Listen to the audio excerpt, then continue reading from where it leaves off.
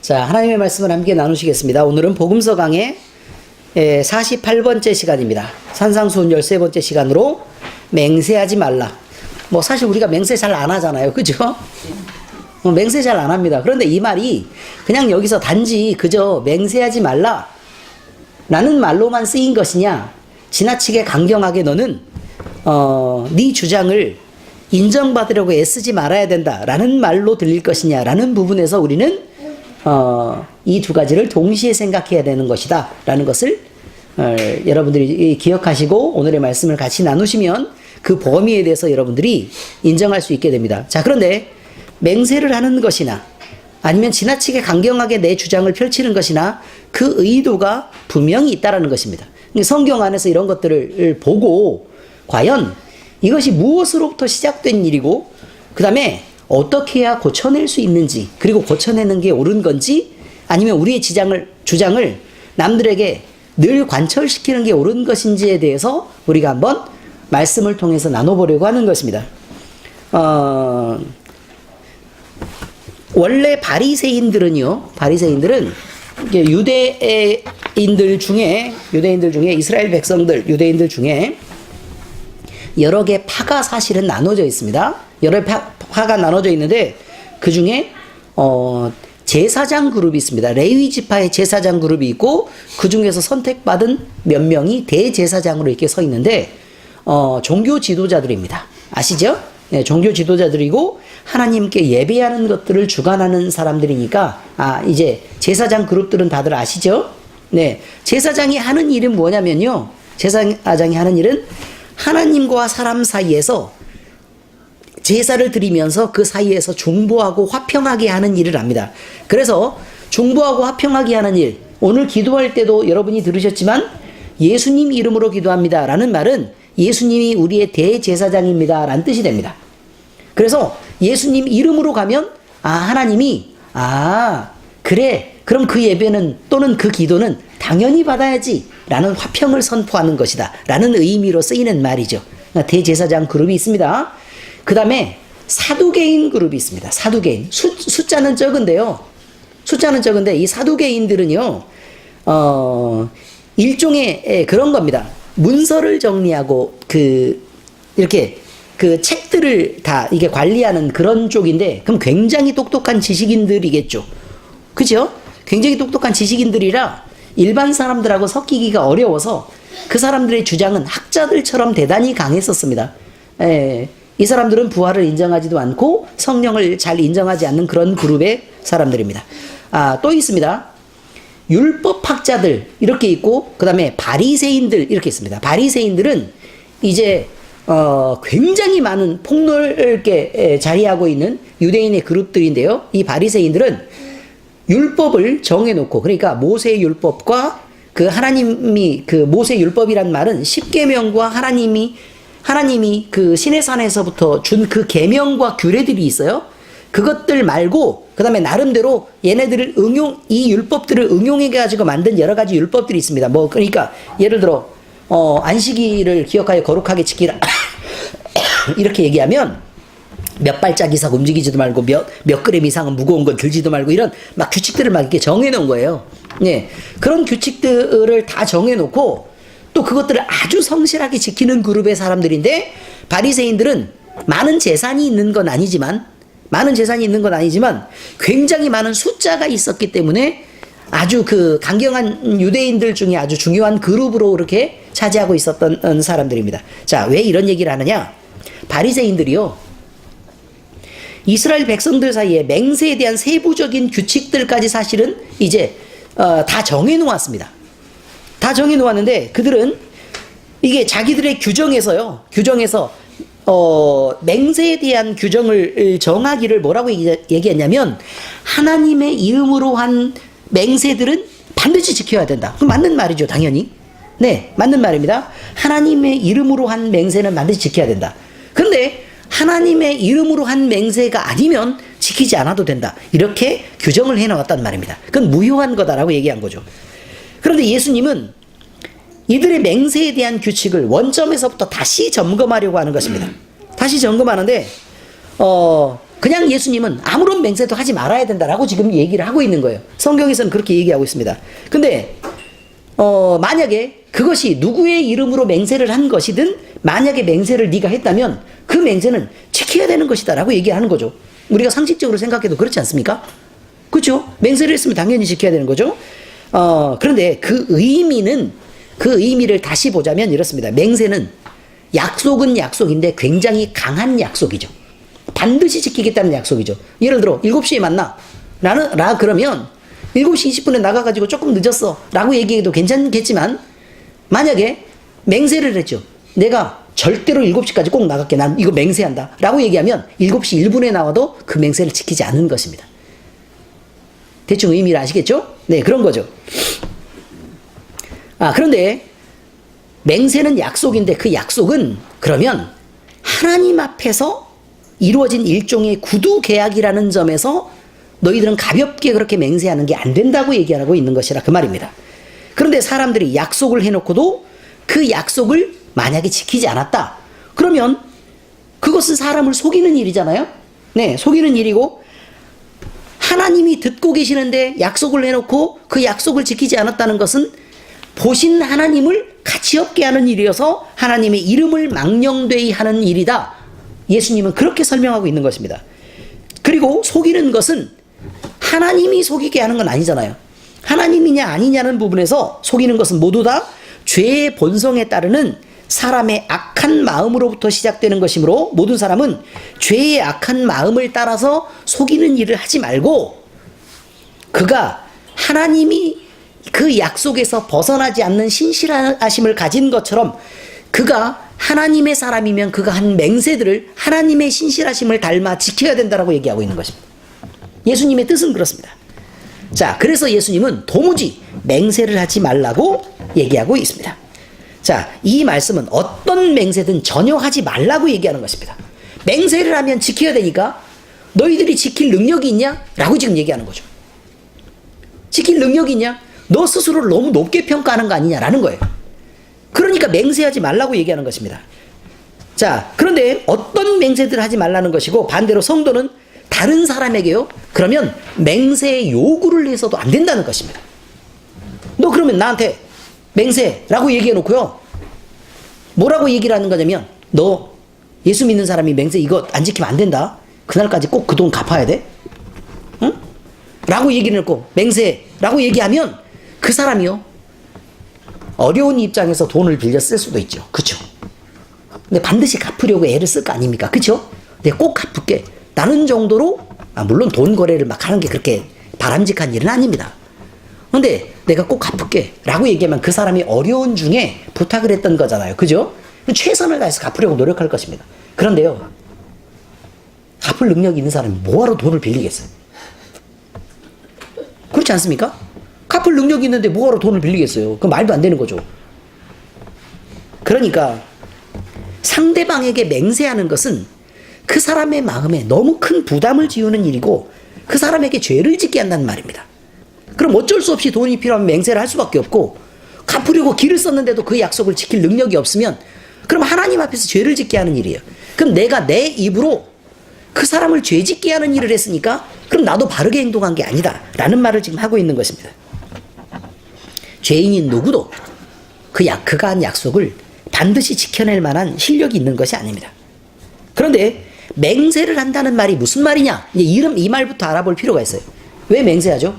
예를 들어 하나님이 우리에게 내가 내 아들 예수 그리스도의 이름을 믿으면 구원을 해줄게 라고 얘기할 때 우리는 하나님에게 고개를 반드시 딱 이렇게 들고 하나님 믿기는 믿을 테니까 맹세하세요. 반드시 구원하신다고. 그런 요구를 해요? 안 해요? 안 하죠. 왜요? 하나님은 단 한 번도 자기가 한 약속을 지키지 않은 적도 없고 하나님의 성격상 지키지 않을 분도 아니기 때문에 그렇지 않습니까? 네, 그렇죠. 마찬가지입니다. 자, 그 다음에 그럼 너희가 이건 잘 들으셔야 돼요. 너희는 너희의 먹을 것 쓸 것을 위해서 육신을 위해서 그렇게 구하지 말아라. 이것은 이방인들이나 그렇게 하는 것이다. 너희는 먼저 그의 나라와 그의 의를 구하라. 그리하면 너희가 무엇을 먹을까, 무엇을 입을까, 무엇을 써야 될까를 하나님이 미리 다 아시고 좋은 것으로 주신단다. 라고 하나님이 약속을 하셨습니다. 말씀을 주셨죠? 자, 그러면 우리는 뭐 하면 돼요? 그 말을 믿고, 네, 그 말을 믿고 우리는 그의 나라와 그의 의를 구하면 끝나는 일이에요. 왜요? 그렇게 하면 하나님이 주신다고 얘기했으니까. 하나님이 이렇게 말씀하시는 건 사실이란 말입니다. 이게 분명한 사실이고 반드시 우리 삶에 이루어지는 일입니다. 그 일을 놓고 우리는 의심을 하죠. 예수님 믿으면 구원을 얻는다는 건 너무 확실하게 믿는데 왜요? 안 죽어봤으니까 그때 되면 알아서 하시겠지라고 생각을 하는 거죠. 그러나 우리가 당장 필요한 일에 대해서 하나님이 어떻게 반응하실지는 궁금하단 말입니다. 그리고 잘 믿어지지 않아요. 왜요? 돈은 하나님 마음대로 그렇게 돌아가는 게 아닌 것처럼 보여지거든요. 그렇지 않습니까? 그래서 그의 나라와 그의 의를 구하지 못하고 늘 무엇을 하냐면 하나님, 그러니까 저에게 재물의 축복을 좀 주세요. 11조도 많이 하고 선교도 많이 할 테니 보란듯하게 예수 믿고 잘 되는 모습 보여야 남들도 예수 믿고 구원받을 거 아니에요. 그러니까 하나님 저에게 일단 재물의 축복을 먼저 주세요. 라고 기도를 한단 말입니다. 이것은 하나님을 속이는 일인 거 알고 계십니까? 하나님을 속이는 일입니다. 솔직하게 얘기하세요. 돈을 많이 벌어서 일단 부자로 먼저 되고 나서 그 다음에 하나님을 잘 섬길 테니 하나님이 제 필요를 먼저 채우세요. 하나님이 요구한 그의 나라와 그의 의는 그 다음에 생각할게요. 라고 순서를 뒤바꾸고 있는 것입니다. 하나님은 순서가 되게 중요합니다. 예수를 믿고 구원을 받는 것이지 구원받은 사람이 예수를 믿는 것이 아니기 때문에 그렇습니다. 순서가 뒤바뀌면 이상해집니다. 그러니 그 순서를 반드시 지켜야 되죠. 그럼 맹세를 왜 해야 되느냐? 사람에게 맹세를 요구하는 건 간단합니다. 지킬 능력이 없기 때문입니다. 당연히 다 지키면 뭐하러 맹세를 해요? 하나님처럼 당연히 지켜요. 뭐하러 맹세를 요구하죠?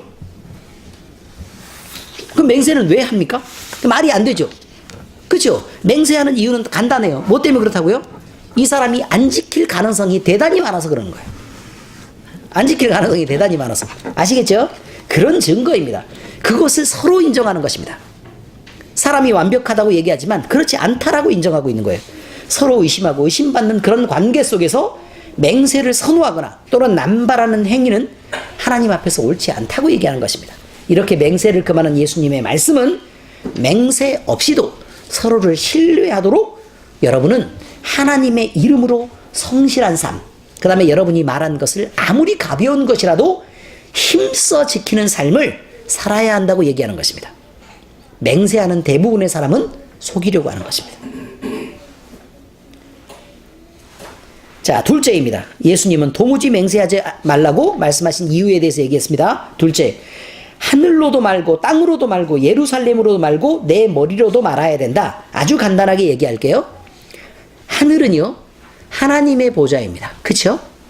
땅은요, 하나님의 발등상이라고 얘기해서 하나님이 만드신 피조물을 드리고 하나님의 신성이 깃들어 있는 것입니다. 예루살렘은 하나님께 예배하는 신앙의 근본이 되는 것이고요. 네 머리는 누구라고 얘기했죠? 그리스도라고 얘기했죠? 하나님입니다. 그러므로 여러분이 맹세하는 그 모든 것은 하나님과 연관이 있기 때문에 그러므로 함부로 무엇을 통해서도 맹세하지 말라고 얘기하는 것입니다. 내가 책임질게. 내 이름으로 맹세해서, 응? 우리 엄마 이름으로 맹세해서 우리 엄마가 나한테 뭘 할 수 있는데요? 우리 엄마를 안 만나보셨습니까? 아, 못 만나보셨죠? 안 돼요. 뭐가 안 된다고요. 근데 되는 것처럼 얘기하는 게 이상한 일이죠. 우리 엄마가 또 그렇게 명예롭습니까? 여러분의 어머니는 여러분이 사랑하는 대상이고 여러분에게 사랑을 주는 대상에서 굉장히 귀한 가치가 있는 건 맞습니다. 그러나 남들에게는 그렇지 않습니다. 모든 여자들이 대부분이 다 엄마인데 그렇지 않습니까? 좀 이상해지죠. 그렇게 얘기하고 나면. 네, 그렇습니다. 자, 이것입니다. 하늘을 두고 맹세하는 것은 하나님을 두고 맹세하는 것입니다. 자기의 결백을 주장하기 위해서 하나님의 이름을 망령되이 일컫는 것, 이것은 엄격하게 금해야 되는 일입니다. 우리가 밟고 사는 땅, 하나님이 만드신 세계, 이 창조의 섭리 가운데 있는 거룩한 질서가 운영되는 이 땅의 모든 피조물들이 하나님의 신성이 드러나 있는데, 그 신성이 드러나 있는 것을 마치 무슨 하나님의 신성이 드러나 있어서 대단하죠. 사실 엄청난 폭포가 있습니다. 하나님이 만드신 거 아닙니까? 그죠? 그런데 사람이 그것을 범접할 수 없는 큰 힘을 가졌다고 해서 나는 저 폭포를 두고 맹세할게 라고 얘기하는 것이 그 얼마나 어리석은 일입니까? 하나님이 만드신 피조물은 하나님만큼의 가치를 갖지 않습니다. 아무리 귀한 것이어도 만드신 분이 소중한 것입니다. 그래서 그 어떤 것도 맹세의 대상이 되어서는 안 됩니다. 그것은 우상이 되기가 쉽습니다. 예루살렘은 거룩한 성전을 의미합니다. 이것은 지금의 우리의 신앙을 얘기하고 있습니다. 네가 예수 믿는 사람으로 넌 이 약속 꼭 지켜야 돼? 내가 최선을 다할게 라고 얘기하지 많지, 넌 예수 믿으니까 하나님 앞에 맹세 라고 얘기하면 된다고요? 안 된다고요? 안 된단 말입니다. 신앙인이 자기의 신앙을 들어서 내가 기독교인인 거 알아볼라, 하나님 믿는 사람인 거 알지, 이래서 맹세하는 것은 자기가 믿는 신의 이름, 거룩한 하나님의 이름을 들어서 맹세하는 행위와 동일한 것으로 취급하는 것입니다. 우리는 감히 하나님의 이름으로 맹세할 수 없습니다. 우리는 하나님의 이름을 그런 방식으로 가볍게 사용해도 좋은 사람들이 아닙니다. 왜요? 우리 모두는 예수님의 목숨을 대가로 예수를 믿는 사람이 되었고, 그리고 구원을 받은 사람이 되었습니다. 그것은 은혜로 받은 것입니다. 은혜로 받았죠. 예를 들어서요, 어떤 큰 부자가 우리에게 은혜를 하나를 베풀어서요, 그 부자의 이름을 안다고 생각합시다. 그런데요, 늘 그 사람의 이름으로 내가 맹세하고 다니고 막 이렇게 하고 다니면 그럼 내가 옳은 거예요, 옳지 않은 거예요? 옳지 않은 거죠. 그런데 여러분은 은혜를 받은 사람으로서 하나님의 이름을 지나치게 가볍게 사람들에게 인식하게 하고 또 그것들을 이용하고 다닌다는 것은 은혜를 받은 사람, 자격 없는 사람이 대가 없이 그 가치 있는 것을 선물로 받은 사람으로서 합당한 행동이 아니라고 얘기하는 것입니다. 또 예루살렘 성전은 이스라엘이 그렇게 이스라엘 온 민족들이 신앙의 중심으로 가장 값어치 있게 생각했던 거예요. 그러니까 그것마저도 사실은 우리가 신앙을 한다는 것이 신앙의 대상보다 값어치 있는 게 아닙니다. 우리가 그리스도를 믿고 예수 그리스도를 섬긴다는 것이 굉장히 귀한 일이지만 하나님보다 귀하지 않습니다. 여러분, 천하보다 한 생명이 귀합니다. 온 천하의 물질보다는 한 영혼이 귀한 것입니다. 그래서 물질보다 영혼의 가치를 인정하는 게 중요합니다. 그러나 여러분에게 한 가지 분명하게 말씀드리고 싶은 게 있습니다. 온 천하의 영혼보다 하나님이 귀합니다. 그래서요, 하나님의 이름을 위해 우리가 헌신하고 그분께 마음을 드리는 것은 굉장히 소중한 일입니다. 그래서 하나님의 이름이 귀하기 때문에 우리 안에서 우리의 행동을 절제하고 우리가 그 기쁨들을 놓치지 말아야 하며 함부로 맹세하지 말고 함부로 행동하지 말아야 되는 부분들이 하나님의 이름이 귀해서 그렇습니다. 또한 내 머리로도 말라는 말씀은 우리 자신 스스로가 맹세를 할 수 있는 능력이 있거나 또는 맹세를 지킬 만한 능력을 가진 자들이, 그런 자격이나 실력을 가진 자들이 못 된다는 것입니다. 사람이 영원히 살 수 있습니까? 아니면 한 달 후, 아니면 내일이라도 살아있다는 보장을 할 수 있습니까? 무슨 사고가 일어나서 우리 생명이 언제 끝날 줄 알아요? 그런데 왜 여러분은 몇 날 며칠 후에 또는 한 달, 1년 후에 일어날 일에 대해서 여러분이 반드시 지킬 수 있다라고 그렇게 맹세하고 끝나는 것입니까? 그것은 옳지 않습니다. 지금처럼 내일을 장담하고 약속할 수 없습니다. 안전하기를 보장받을 수 없는 것입니다. 사람의 내일은 모릅니다. 스스로 내일을 보장할 수 없는 사람이 그 머리로 그 약속들을 한다는 것 자체는 자격을 갖지 못하니까 그 그 자격을 마음껏 그 선포한다는 말과 같은 말입니다.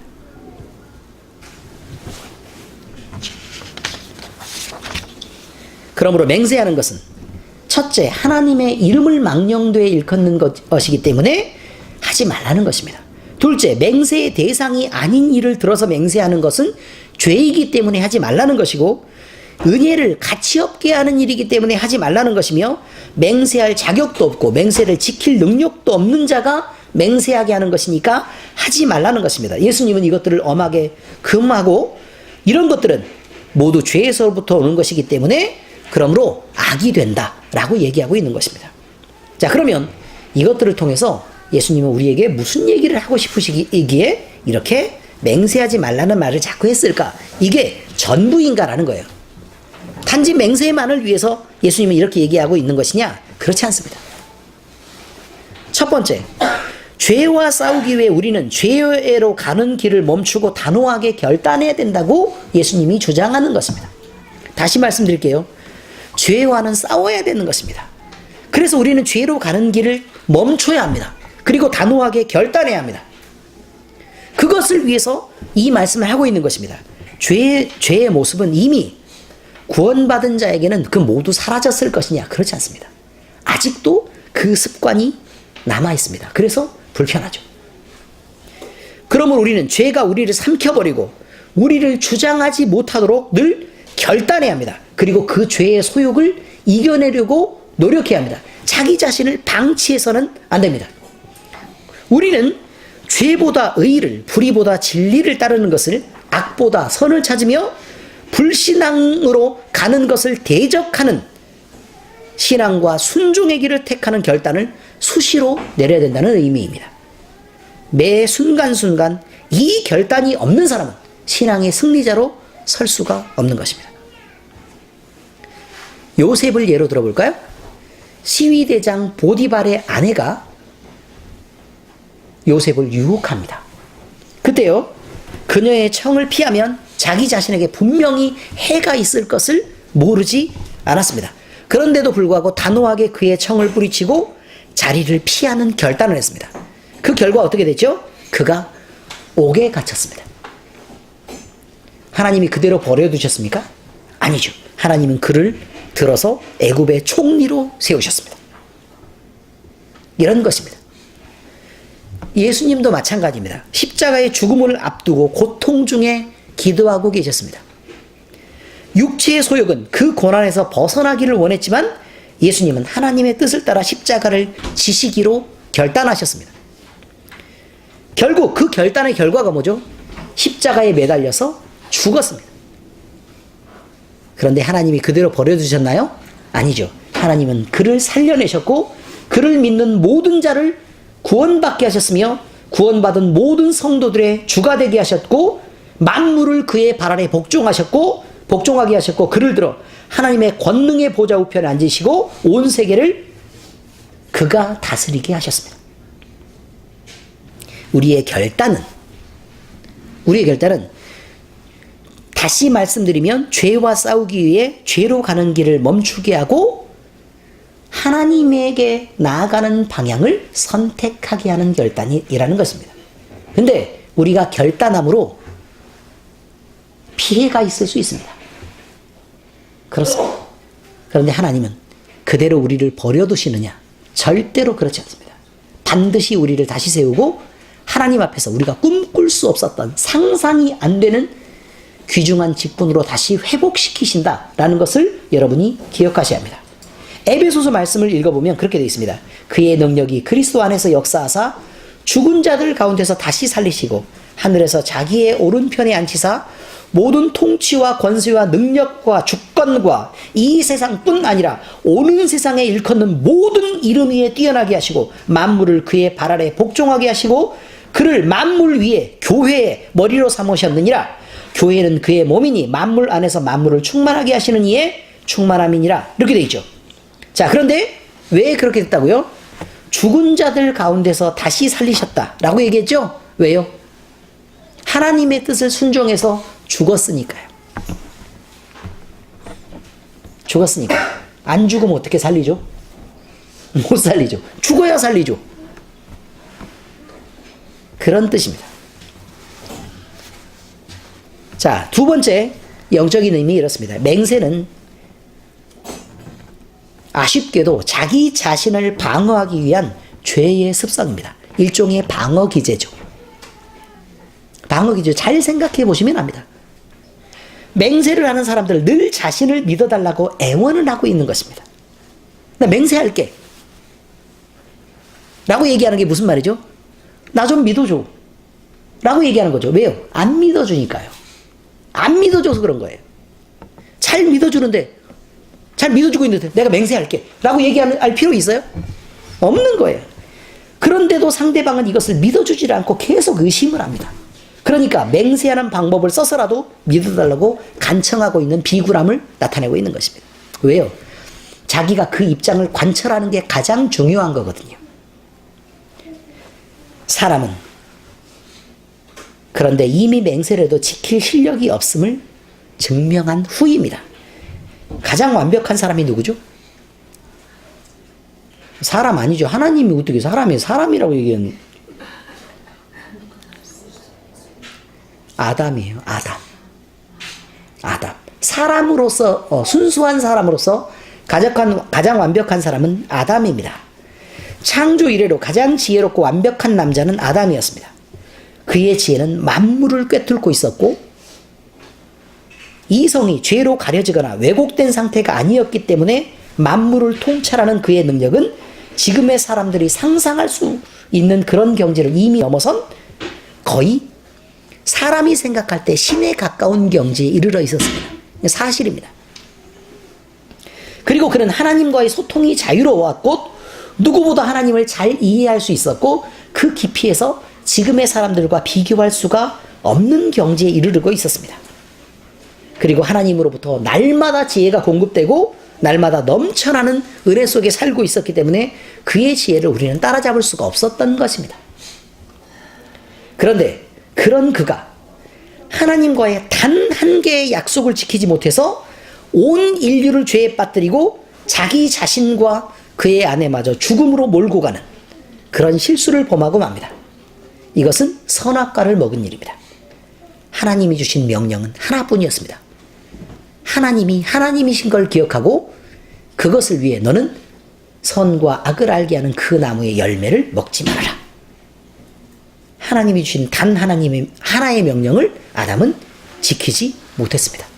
그런데 우리가 뭔데 약속을 지킬 수 있겠습니까? 이미 죄에 물들고 이성이 왜곡되어 있으며 늘 편견과 아집에 사로잡힌 사람인 그 누구라도 그가 한 맹세를 지킬 수 없게 된 것입니다. 완벽하게 지킬 수 없어요. 물론 대부분을 지킬 수 있겠죠. 이것을 인정하는 사람은 하나님 앞에서 겸손할 수 있게 됩니다. 완전하신 하나님의 도우심을 그래서 구할 수 있게 되는 것입니다. 부족한 자신을 인정하는 것은 결코 부끄러운 일이 아닙니다. 사실대로 말하는 것입니다. 고집을 피우며 맹세를 일삼는 일은 오히려 그 자신을 가치 없게 하고 맹세해버리면 그 맹세의 틀 안에 자기를 가둬버리고 그 맹세를 지키기 위해 죽을 힘을 다해야 되는 그의 감옥을 만들어 놓고 그를 괴롭히는 일이 된단 말입니다. 야고보서 5장 12절에 말합니다. 오늘 본문과 비슷하죠. 내 형제들아 무엇보다 맹세하지 말지니 하늘로나 땅으로나 아무 다른 것으로도 맹세하지 말고 오직 너희가 그렇다고 생각하는 것은 그렇다 하고 아니라고 생각하는 것은 아니라 하여 정죄 받음을 면하라 라고 얘기하고 있습니다. 그러므로 자신의 부족함을 하나님 앞에서 인정하시기 바랍니다. 그리고 우리도 실수할 수 있다는 것, 약속을 지킬 수 없다는 것을 사람들에게 사실대로 표현하시길 바랍니다. 내가 약한 사람이라는 것을 인정하시길 바랍니다. 그래야 자유롭습니다. 그리고 하나님 앞에 사람들 사이에서 일어나는 모든 일들이라도 내가 잘 지킬 수 있도록 도움을 구하시길 바랍니다. 하나님은 우리의 간구를 외면하시는 분이 아닙니다. 오히려 우리를 도우시기를 기뻐하시고 우리의 부족함을 채워서 우리로 평안을 주시고 온전하게 하시는 좋으신 하나님이십니다. 시편에 여호와께서는 자기 백성을 버리지 아니하시며 자기의 소유를 외면하지 아니하시리로다 라고 노래하는 이유가 있단 말입니다. 세 번째입니다.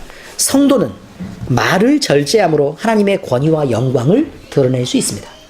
하고 싶은 말을 다 하는 것은 위험한 일입니다. 말을 절제해야 합니다. 말의 힘은 참으로 대단합니다. 말로는 사람들 사이에 여러 가지 위로의 말을 건넬 수도 있고 칭찬의 말을 하면서 격려할 수도 있고 도움을 주는 말들을 해서 사람들에게 엄청난 영향을 끼치고 그 사람의 가치를 높여줄 수도 있습니다. 반면 그가 가진 힘을 잘못 사용하는 예도 있는데 말로 사람의 흠을 잡아서 헐뜯는다든지 비난하고 모함하는 말을 해서 다른 사람을 죽이고 피해를 입힐 수 있습니다. 비아냥거리고 무시하는 말로 남의 인격을 모독하고 그를 적으로 만들어 원수로 살아가기도 합니다. 이처럼 말은 함부로 사용해서는 안 되는 매우 위험한 도구입니다. 예를 들까요? 부부가 있습니다. 부부. 누가 있다고요? 네, 부부가 있습니다. 자, 예를 들어 며느리인 내가 전 여자가 아니기 때문에 저를 얘기하는 게 아닙니다. 며느리인 내가 시댁을 갔습니다. 갔더니 시어머니 노릇을 해서 마음에 많이 상처를 받았습니다. 자, 그러면 집에 돌아와서 이제 행동하는 법을 얘기하려고 합니다. 집에 돌아와서 남편에게 네 엄마는 나한테 도대체 왜 그렇게 그런 식으로 하는 거야? 라고 남편을 때려잡으면 남편은 적이 됩니다. 그런데 여러분, 돌아와서 남편에게 여보, 나 이것 때문에 사실 되게 힘들었는데 라고 얘기하면 남편이 그랬어?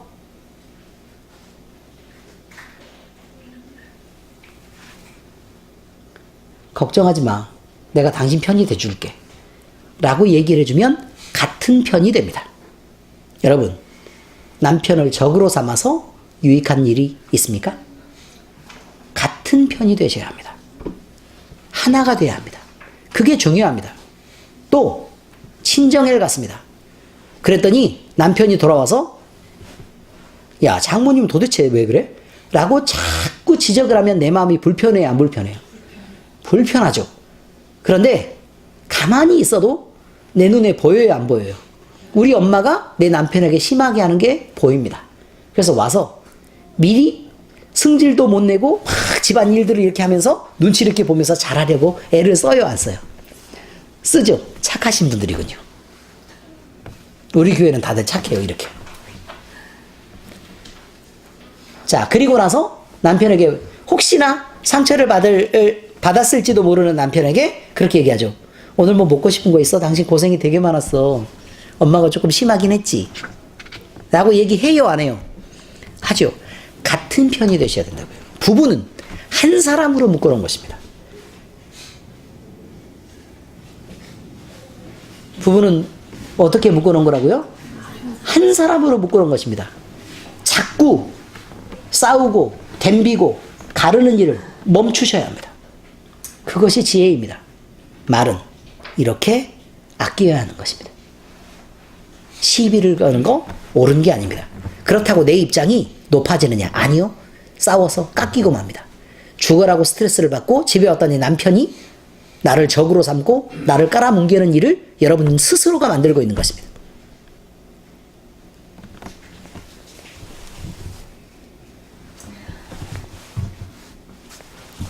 그러므로 성도는 칭찬의 말을 건네야 합니다. 격려의 말을 건네야 합니다. 위로의 말을 건네야 하고 힘을 주는 말, 도움을 주는 말을 해야 합니다. 물론 도움을 주는 말을 하고 싶어도 잘난 척하지 말고 좀 참아야 합니다. 도움을 요청할 때 말을 꺼내야 하는 것입니다. 성경 잠언 기자는 이런 말을 남겼습니다. 18절에 죽고 사는 것이 혀의 힘에 달렸나니 혀를 쓰기 좋아하는 자는 혀의 열매를 먹으리라. 그 열매가 좋은 열매면 얼마나 좋겠습니까?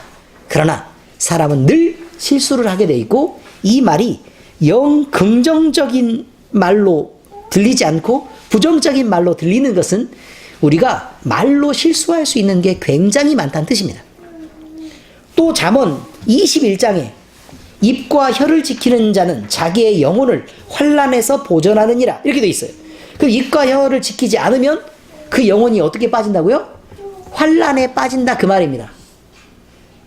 그래서 싸움이 일어나고 자기의 가치를 떨어뜨리고 미움을 받고 시비가 되고 속상한 일이 생기고 그렇게 하는데 자기가 말한 것은 하나도 얘기를 안 하고 친구들 사이에서 근데 내 남편이 있잖아. 내가 시댁에 갔거든? 어쩜 말을 이렇게 하냐? 라고 얘기를 하면서 내가 시댁에서 우리 시어머니가 이렇게 처신하는 거야. 너무 힘들었거든. 근데 와가지고 남편한테 이런 얘기를 했더니 그만하고 입을 닫으래. 나 참 누구랑 결혼했는지 모르겠네. 아시겠어요? 그리고 친구들을 붙잡고 얘기합니다. 근데 그 인간이 승질을 내더라고. 아주 지 엄마하고 똑같아. 이렇게 얘기하면 안 된단 말입니다. 이것은 내 입에서 나가는 말입니다. 그러나 이 말이 남에게만 영향을 주고 그냥 쏟아 부으면 그냥 그저 끝나는 일이 아니고요. 그게 피드백 됩니다. 돌아와요. 그래서 그 영향이 나에게 반드시 미친다는 것을 얘기하고 있습니다. 그럼 우리는 말을 절제해서 말로 인해 상황이 흐트러지거나 관계가 흐려지는 것을 미리 막는 지혜가 필요합니다. 내 감정을 알아달라고 내가 먼저 말을 함부로 하고 함부로 처신하고 그 사람의 인격을 무시해버리면 그 인격 무시한 것 때문에 다시 나에게 그게 그대로 돌아와서 내가 무시당하게 되는 일을 반복하게 된단 말이죠. 서로에게 상처를 주고 피해를 주게 됩니다. 베드로 사도는 사람들 사이에 오가는 말이 그저 사람만 듣는 것이 아니라고 얘기하고 있습니다. 사람 사이에 오가는 모든 대화들은 모두 하나님이 들으시는 것이며 그것 자체로서 선포가 되고 또 그것 자체로서 기도가 되고 또 그것 자체로서 복이 일어나고 또 그것 자체로서 화평을 말할 수도 있고 또 그것 자체로서 돌아와서 내게 화가 되기도 한다라고 얘기하고 있습니다. 이 모든 것들이 삶에서 이루어지는 권세를 가졌는데 그 권세를 주신 분이 우리의 입술에 권세를 주신 분이 하나님이라고 얘기하고 있습니다. 베드로전서 3장 8절입니다. 마지막으로 말하노니 너희가 다 마음을 같이하여 동정하며 형제를 사랑하며 불쌍히 여기며 겸손하며 악을 악으로 욕을 욕으로 갚지 말고 도리어 복을 빌라. 이를 위하여 너희가 부르심을 받았으니 무엇을 위해서 부르심을 받았다고요? 마음을 같이하여 동정하며 형제를 사랑하며 불쌍히 여기며 겸손한 것을 위해서 부르심을 받았고 악을 악으로 갚거나 욕으로 갚지 않는 것 그리고 도리어 복을 비는 이것을 위해서 부르심을 받았다. 이렇게 말하죠. 부르심을 받았나니 이는 복을 이어받게 하려 하심이라. 그러므로 생명을 사랑하고 좋은 날 보기를 원하는 자는 혀를 금하여 악한 말을 그치며 그 입술로 거짓을 말하지 말고 악에서 떠나 선을 행하고 화평을 구하며 그것을 따르라. 주의 눈은 의인을 향하시고 그의 귀는 의인의 간구에 기울이시되 주의 얼굴은 악행하는 자들을 대하시느니라 하셨느니라. 이렇게 돼 있어요. 얼굴이 악행하는 자를 대한다는 게 무슨 말이죠? 얼굴이 악행하는 자들을 대한다? 하나님의 진노의 얼굴로 악을 행하는 자들을 쳐다보신다. 그런 말이에요. 잊혀지지 않는다는 말입니다. 그러므로 우리는 우리의 말이 가진 권세를 잊지 말아야 합니다. 이미 우리가 예수님을 믿고 우리가 하나님 앞에 기도할 수 있는 자격을 얻은 이상 우리의 말은 대단한 권세를 가지고 있습니다. 우리는 하나님의 앞에서 말과 행동을 절제하고 우리의 주님이신 하나님께 영광이 되도록 사용해야 될 책임이 있다는 이 사실을 모두 반드시 기억하시고 우리의 말과 행동에서 반드시 절제의 열매를 거두시기를, 그리고 사람 사이에 말과 행동을 절제해서 사람 사이에 화평을 이루어가시기를 예수 그리스도의 이름으로 축원합니다. 기도하시겠습니다.